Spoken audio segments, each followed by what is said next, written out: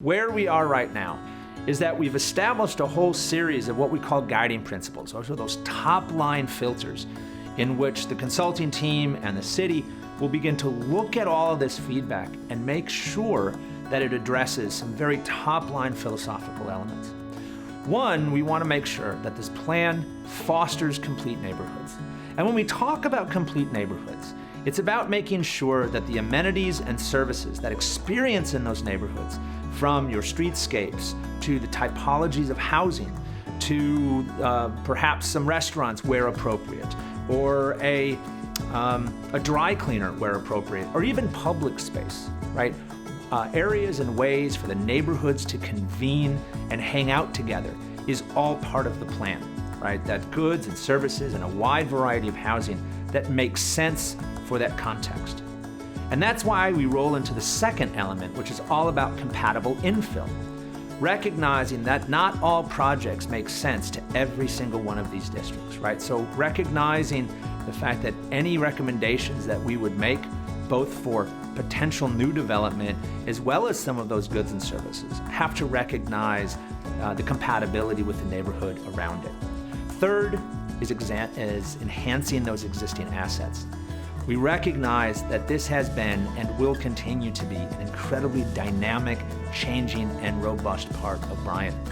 So we also have been looking at what are those existing assets that already exist in this area. You have great businesses, storied businesses, you have wonderfully intact neighborhoods, and you have neighborhoods that are undergoing some challenges and some development pressures.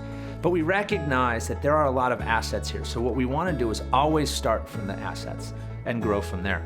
So we want to reuse those existing structures where any feasible.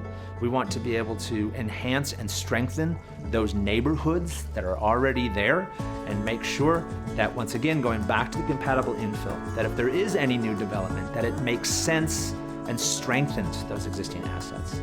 And that really gets to the fourth point of where we are with the general aligning principles, and that's coordinated development.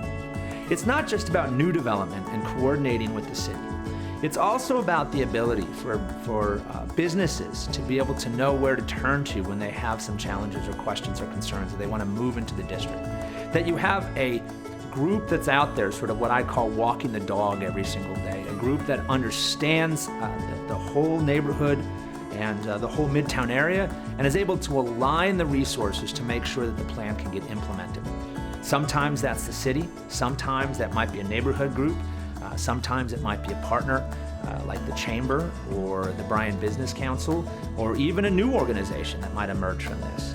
But that coordinated development is really key to make sure that everybody is working as cohesively as possible to move that vision. So fostering complete neighborhoods, compatible infill, enhancing existing assets, and that coordinated development are the top line sort of filters that we hope that can be answered through this plan.